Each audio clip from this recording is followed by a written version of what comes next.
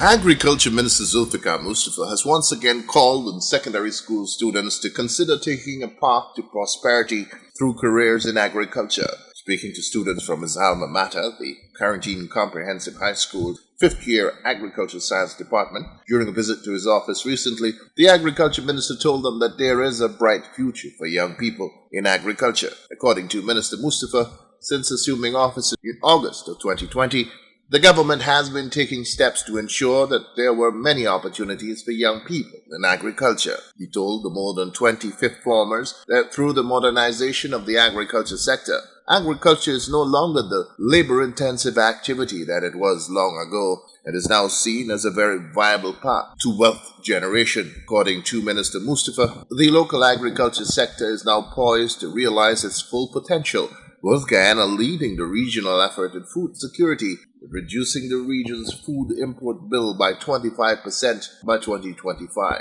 In this regard, he said Guyana is moving to become self-sufficient in terms of producing feed for the livestock sector, an effort that is well advanced with the efforts of Takama Gold, a local conglomerate that is set to harvest some 1,200 acres of soybean in the Takama savannas. We want to be self-sufficient in another 3 years. So you could see that there are a lot of opportunity there that you could get involved. We want to produce all the livestock feed for the livestock industry. Every year we are importing $60 million US in livestock feed in our country, right? So we want to reduce that. Now with Guyana, what Guyana is doing, and our president is leading that charge in CARICOM. You know, the entire CARICOM block, our president is in lead on agriculture. And Guyana is chairing a ministerial task force that is pushing the agenda of CARICOM to reduce the food import bill of CARICOM by 25% in another 3 years by 2025. So the entire Caribbean now, they are looking forward to Guyana for that leadership, because places like Barbados, Trinidad and Tobago, the entire Eastern Caribbean countries like St. Lucia, St. Vincent, Antigua, all those country economy, they were built on tourism and oil and gas. Trinidad and Tobago was built on tourism and oil and gas. Those countries, we never had agriculture as a strong base, a strong sector. But because what has taken place over the last few years in the world, now they want to get involved in agriculture. And that is why the entire heads of government came together 2 years ago. And with the input of our president, he had made a presentation to the CARICOM heads of government meeting that were held in Belize. And he didn't only do a presentation, but what he did, he made presentation and solution how we can reduce it.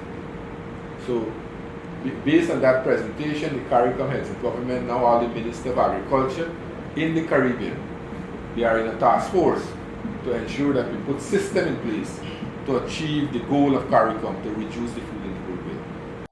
The Agriculture Minister told his youthful audience that it is because of this effort to consolidate and expand the local agriculture sector that opportunities abound for the involvement of the nation's youth. He assured the students of his alma mater that his ministry will be lending to the school its support in every way possible.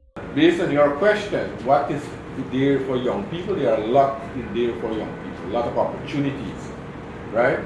So sometimes when people talk, sometimes they are a little biased and say that oil and gas get all the revenue. Yes, oil and gas get a lot of revenue, but oil and gas will be a short-term revenue stream. Sometime in the future, oil and gas will be exhausted. Like Trinidad and Tobago today, their oil and gas are almost exhausted. But agriculture is here to stay. And when you talk as an agricultural student, when you talk agriculture was responsible for all of us to be in this part of the world. Our foreparents came to this part of the world because of agriculture. Sugarcane plantation, cotton plantation. You understand? So when you do your history, you know those things. So I don't want to speak more long. You know, politicians start talking, it might be a long time here. But agriculture is important. I'm glad that you all are here. I'm also more happy that you all came from the school, the old school that I attended.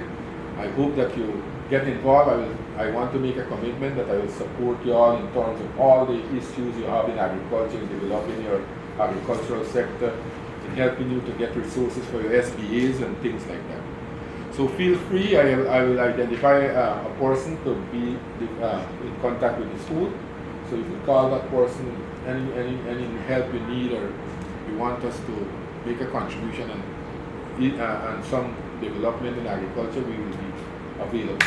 Minister Mustafa attended the Quarantine Comprehensive High School from 1980 to 1985 and is the most prominent political figure in Guyana to graduate from the school. The Agriculture Minister committed the ministry's support through the provision of a shade house and a broiler pen and birds so that the students can have the resources to complete their SBAs. He also committed to have some of the young people who are working under the President's Agriculture and Innovation Entrepreneurship Program to provide guidance in the cultivation of high-value crops such as broccoli and cauliflower. Before leaving Georgetown, the students toured the Guyana Livestock Development Authority, GLDA, and the President's Shade House project at Monterey Port.